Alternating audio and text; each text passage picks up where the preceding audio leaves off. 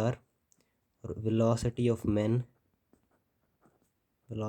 Man ले लेंगे V M. सो confusion ना हो, V R velocity of river, V M velocity of man. पहला केस पढ़ते हैं इसमें। केस 1, रिवर आइडियल होगी, मतलब पूरे पूरे वे पूरे करंट का स्पीड सेम रहेगा।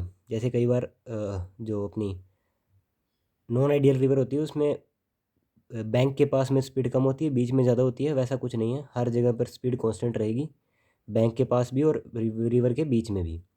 तो केस नंबर 1 होता है इसमें no drift case, no drift और मिनिमम डिस्टेंस। अब ड्रिफ्ट क्या होता है? Minimum distance case. एक बार थोड़ा ब्लर आ रहा है, अपने आप ठीक हो जाएगा। हो गया। ड्रिफ्ट, जैसे ये रिवर है, रिवर का फ्लो हम इस तरफ मान लेते हैं वी आर, सही विजिबल है। तो यहाँ से समझते हैं हम, मैन चला। नो ड्रिफ्ट का मतलब ड्रिफ्ट होती है जब मैन यहाँ से चला और रिवर की वजह से थोड़ा इस साइड, अगर आदमी समझ लीजिए सीधे चल रहा है, इधर इधर से रिवर की वेलोसिटी आ रही है तो बंदा इधर थोड़ा ड्रिफ्ट होगा। जैसे हम भी चलते हैं, हम सीधा चल रहे हैं लेकिन हवा आती है तो हम इस साइड जाते हैं, इस साइड को। जैसे वेक्टर, जैसे कि देख लीजिए यहाँ पे ये वी एम है और इसमें वी आर मिल रहा है, तो रिजल्टेंट, जैसे कि हमने वेक्टर को पढ़ा हुआ है, रिजल्टेंट ये होता है वी। रिजल्टेंट को क्या लिखूँ मैं भी,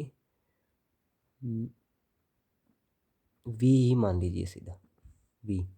ये हो गया रिजल्टेंट। तो कुछ इस तरह का रिजल्टेंट होगा जिसकी वजह से बंदा सामने नहीं पहुंचेगा, इसके थोड़ा साइड में पहुंच जाएगा। ये होती है ड्रिफ्ट।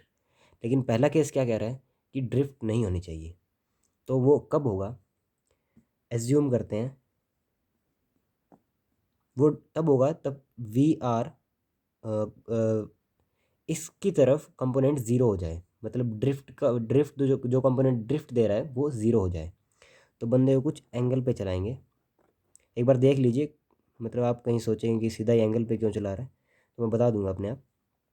ये एज्यूम कर लीजिए थीटा, ये होगा 90 डिग्री, ठीक है। और ये हो गया V M, velocity of M. ये मैन है, ये इस तरफ चलेगा। ये याद ही रखना है कि इस एंगल पे, कोई एंगल पे चलेगा तभी ड्रिफ्ट ज़ीरो आएगी, क्योंकि अगर सीधा चलेगा तो रिजल्टेंट आगे इसी तरफ जाना ही पड़ेगा। और अगर इस साइड चलते हैं, मतलब ये थीटा अगर यहाँ होता, इस तरफ होता, तो और ज़्यादा आगे चला जाता वो। तो इसलिए इस एंगल पे इधर जाएंगे, ठीक है। तो जैसे कि हमें पता है इस साइड का कंपोनेंट होता है वी एम कॉस थीटा, तो ये हो गया वी एम कॉस थीटा। और इस साइड का कंपोनेंट होता है वी एम साइन थीटा। ना अगर हमें ड्रिफ्ट को ज़ीरो करना है तो इस साइड का जो कंपोनेंट है और इस साइड का जो कंपोनेंट है वो इक्वल होना चाहिए, ताकि सिर्फ वी एम कॉस थीटा बचे। वी एम तो हमने डिवाइड कर दिया वी एम कॉस थीटा में और वी एम साइन थीटा में। ना अब इधर क्या लगेगी इस बंदे पर, इस साइड लगेगी वेलोसिटी ऑफ रिवर। तो ड्रिफ्ट को ज़ीरो करना है तो ये और ये कंपोनेंट कैंसिल हो जानी चाहिए। इसको तो भूल ही जाइए क्योंकि इसको हमने तोड़ दिया है, तो ये अभी एग्जिस्टेंस में नहीं है। ये बचा है वी एम कॉस थीटा और वी एम साइन थीटा, और इस साइड वेलोसिटी लग रही है रिवर की जो इसे इधर ले जाएगी, और इधर हमने दिया है वी एम साइन थीटा। तो वेलोसिटी को ज़ीरो करने के लिए जो इस साइड की वेलोसिटी है, जो वेलोसिटी ड्रिफ्ट दे रही है, जो रिजल्टेंट को इस साइड शिफ्ट करवा रही है, हमें सिर्फ सीधा चाहिए, मतलब इधर सीधा जाना है। लेकिन ये जो वेलोसिटी ऑफ रिवर है ये इसको ऐसे धकेल के इस साइड ले जा रही है, जिससे एक ड्रिफ्ट आएगी। वो ड्रिफ्ट ज़ीरो करने के लिए इसको ऐसे रखना चाहिए, मतलब जिससे ड्रिफ्ट ज़ीरो आए। तो इसमें क्या होगा, वी एम साइन थीटा और वी आर को बराबर करना होगा। V M sine theta should be equals to V R, जिससे सिर्फ एक कंपोनेंट बचे, वो होगा वी एम कॉस थीटा। और इस केस में ड्रिफ्ट ज़ीरो हो जाएगी। अब आप सोचेंगे कि ये याद मत कर लेना, एक ये मतलब हमेशा इसको स्टीरियोटाइप मत बना लेना, क्योंकि थीटा हो सकता है ये भी दिया हो। तो उसके हिसाब से अगर थीटा ये कॉस थीटा है तो ये हो जाएगा वी एम कॉस थीटा, और ये हो जाएगा वी एम साइन थीटा। मैं लिख देता हूँ क्या बात कर रहा हूँ मैं। मतलब अगर ये वी एम है, ये दे रखा है अपने को, ये तो दिया है makes an angle 90 plus theta with the flow of river. ये फ्लो ऑफ रिवर है, ये वेलोसिटी ऑफ मैन है। अगर ऐसे दिया हो makes an angle of 135 degree with the flow of river, मतलब ये एंगल दिया है। और अगर दिया है makes an angle of 30 degree with the bank, तो ये एंगल दिया हुआ है। जैसे कि ये एंगल दिया हुआ, अगर ये 30 दिया है, जैसे ये थीटा दिया है, तो ये अब क्या हो जाएगा, ये हो जाएगा वी एम साइन थीटा और ये हो जाएगा वी एम कॉस थीटा। ये तो पता ही होगा, जो थीटा के पास होता है वो कॉस थीटा होता है और जो उसके अगली साइड होता है वो साइन थीटा होता है।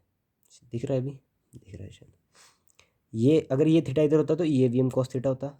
जिस साइड थीटा होता है, जो भिड़ा होता है, उसके साइड वाले को वी एम कॉस थीटा बोलते हैं।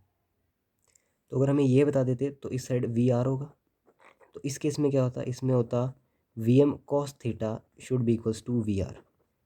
इससे कन्फ्यूज़ होने की बात नहीं है, मैं बस इतना कह रहा हूँ, अगर ये थीटा दिया हो तो इसको लेना है, हमेशा वी एम साइन थीटा के साथ मत चले जाना। मतलब अगर ये थीटा दिया है तो V M cos theta is equals to V R करना है, हमेशा इसके साथ मत चले जाना। ठीक है, तो इसमें क्या रिजल्टेंट बचेगा ऊपर की तरफ, वो बचेगा वी एम साइन थीटा।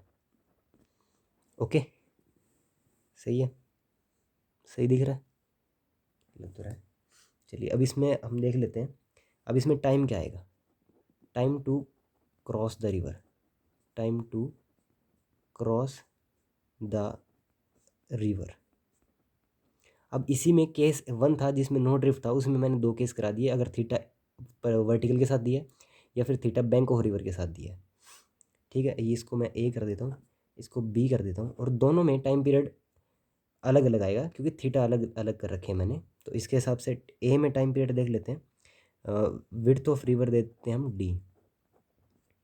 तो विड्थ ऑफ रिवर हो गई डी, तो टाइम आ गया फर्स्ट के अंदर, ए के अंदर टाइम आ गया D by V M cos theta. क्यों? क्योंकि इसके अलोंग तो सिर्फ वी एम कॉस थीटा है पहले केस में, दूसरे में वी एम साइन थीटा है, तो दोनों में अलग अलग हो जाएगा। ठीक है, एक सेकेंड प्लीज़। ठीक है, अब केस बी, जो चीज़ जिसके अलोंग है ना उसके हिसाब से टाइम आएगा। तो मतलब डी के along V M cos theta है पहले केस में, ये रहा, तो उसमें टाइम उसके अकॉर्डिंग आएगा, और दूसरे में वी एम साइन थीटा है तो टाइम उसके अकॉर्डिंग आएगा। जैसे दूसरा हम लिख देते हैं D by V M sine theta.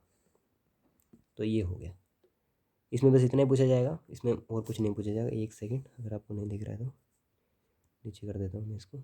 Okay, now अब इसमें पूछा जा सकता है कि थीटा कितना होगा। तो मिनिमम ड्रिफ्ट के लिए फ्लो ऑफ रिवर के साथ ऑब्ट्यूज एंगल बनाना पड़ेगा। ऑब्ट्यूज मतलब 90 से बड़ा और 180 से छोटा। तो ये एंगल हो गया ना फ्लो ऑफ रिवर के साथ, 90 प्लस में थीटा, ये है एंगल। तो डाइवर, इसका मतलब है man should jump, man should jump making,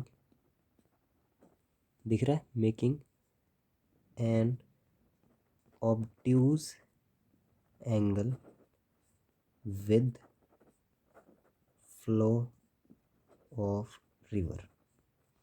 इससे बढ़िया कोई नहीं समझा पाएगा इस टॉपिक को, मैं गारंटी लेता हूँ, क्योंकि इससे अलग कुछ आता भी नहीं है।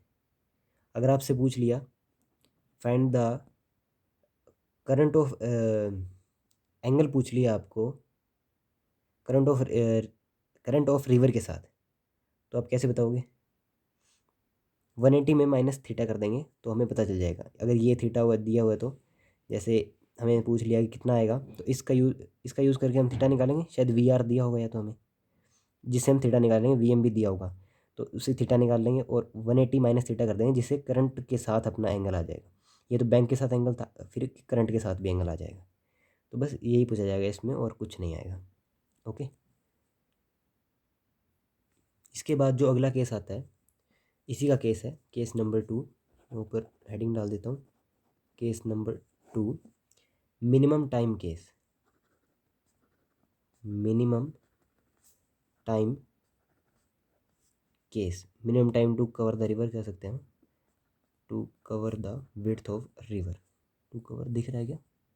To cover the width of river. अब मिनिमम टाइम का केस है ये दूसरा, इसमें 2 ही केस पूछे जाते हैं मेनली, और इन्हीं में से छोटे छोटे क्वेश्चन निकल के आते हैं। जैसे ये रिवर है, अब ये देख के वीडियो मत छोड़ देना कि ये फोटोकॉपी वाले पेज पे पढ़ा रहा है। आपको जो समझना है वो समझिए आप। ठीक है, ये समझ लेते हैं हम, डी इसकी विड्थ है। तो मिनिमम केस के लिए एक स्टीरियोटाइप ही है, पहले से ही है डिसाइडेड कि जिस हिसाब से चलेगा मतलब ऐसे ही चलेगा तभी minimum time of to cover the river आएगा। ये याद ही करना पड़ेगा सभी को। तो इसके लिए पहले से ही तय है कि उसको वर्टिकली ही चलना पड़ेगा, मतलब वी एम यही होगा। इसी से ही मिनिमम टाइम केस आएगा। इसमें हम ये नहीं देख रहे कि ड्रिफ्ट आ रहा है, क्योंकि ड्रिफ्ट तो आएगा ही, क्योंकि ऐसे चलेगा तो इसमें वेलोसिटी ऑफ रिवर ऐसे है तो ड्रिफ्ट तो आएगा। लेकिन हमें इसमें सिर्फ टाइम कम कराना है, इसमें ड्रिफ्ट ज़ीरो नहीं कराना। जिसमें ड्रिफ्ट ज़ीरो कराना था वो पहले वाला केस था, वो हम पढ़ चुके हैं। ठीक है, तो इसमें अभी ऐसे ऐसे जाएगा। तो इसमें यहाँ पे V R vector, velocity of river vector, जो इसको ऐसे इस तरफ शिफ्ट करवा देगा, इस वेक्टर को ऐसे शिफ्ट करवा देगा। ठीक है, अब ये पाथ मत समझ लेना आप, मैं वेलोसिटी का वेक्टर आया, ये वेलोसिटी नेट आ गई है। ये क्या होगी, वेलोसिटी ऑफ मैन का स्क्वायर प्लस वेलोसिटी, ये मैंने मैग्नीट्यूड निकाल लिया है वी नेट का, वेलोसिटी ऑफ रिवर का स्क्वायर। ठीक है, अब दिख रहा है क्या, साफ साफ दिख रहा है क्या। अब हमें पता है कि जैसे जो चीज़ जिसके अलोंग है वही डिसाइड करती है कि उसकी वैल्यू कितनी रहेगी। जैसे ये डी है, विड्थ ऑफ रिवर डी हमने यहाँ पे लिख रखा है, तो इसके अलोंग कौन सा वेक्टर है, वी एम वेक्टर है। तो सिर्फ यही टाइम पीरियड को चेंज कर सकता है, या फिर बढ़ा सकता है या घटा सकता है। वी आर तो उसके अलोंग है ही नहीं, तो वो टाइम को तो डिसाइड करेगा ही नहीं। आप सोचेंगे कि इस साइड की वेलोसिटी आ गई तो इस साइड जितनी दूर जा रहा है वो वैसे वैसे चेंज करेगा टाइम को, लेकिन ऐसा नहीं होता। इसमें जो चीज़ जिसके अलोंग है ना, जो वेक्टर जिसके अलोंग है, सिर्फ वही उसको इफेक्ट करेगा। ठीक है, तो इसमें टाइम क्या आएगा, टाइम वी आर पे डिपेंड नहीं करेगा, हमेशा याद रखिए। टाइम सिर्फ वी एम पे डिपेंड करेगा। टाइम मिनिमम डिपेंड करेगा किसके ऊपर, speed equals to distance upon time होता है। टाइम क्या हो गया, डिस्टेंस अपॉन स्पीड। डिस्टेंस यहाँ पे डी है, width of river, distance upon में स्पीड, स्पीड जो डी के अलोंग है जो कि है वी एम वैक्टर, इसको हमने मैग्नीट्यूड लिख दिया वी एम। तो ये है टाइम मिनिमम। अब पूछ लेगा इसमें ड्रिफ्ट कितनी है, तो हमने जो टाइम निकाला है वो टाइम यहाँ से यहाँ पहुँचने का टाइम है, तो वो टाइम यहाँ से यहाँ पहुँचने का टाइम भी वही होगा, क्योंकि टाइम तो उतना ही रहेगा, टाइम थोड़ी बढ़ेगा। हमने निकाल लिया, अभी इतनी देर में यहाँ पहुँच जाएगा और यहाँ जाके, क्योंकि वेक्टर इस साइड है तो कहीं यहाँ जाके रुकेगा। टाइम हमने पहले ही निकाल लिया कि इतना आएगा, तो अब ड्रिफ्ट निकाल लेंगे। अब ड्रिफ्ट किस साइड होगी, ड्रिफ्ट इस साइड होगी, यहाँ से इस तरफ। और इसके अलोंग कौन सा वेक्टर है, वी आर वेक्टर, तो सिर्फ यही ड्रिफ्ट को चेंज करेगा। तो वेलोसिटी इनटू में टाइम होता है डिस्टेंस इसके अलोंग, इस लाइन के अलोंग, ये समझ लीजिए। यहाँ पे यहाँ आके रुका तो ये होगी ड्रिफ्ट।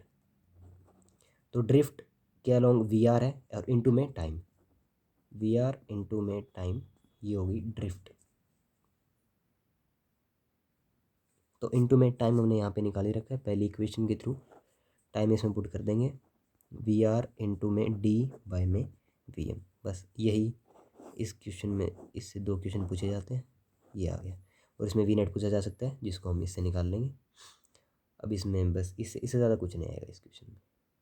थीटा पूछा जा सकता है, दोनों के बीच में निकाल लेंगे tan theta V R by V M, कितने थीटा पे है परपेंडिकुलर के साथ। जैसे कि ये थीटा पूछ लिया हमसे, तो टेन थीटा क्या होता है, दिख नहीं रहा शायद, एक second. Tan theta is equals to perpendicular V R by base V M.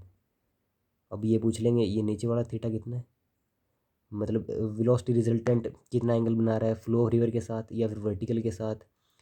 बस यही क्वेश्चन पूछे जाएंगे इसमें, ये भी हम निकाल सकते हैं। बस इससे ज़्यादा कुछ नहीं आएगा रिवर मैन प्रॉब्लम में।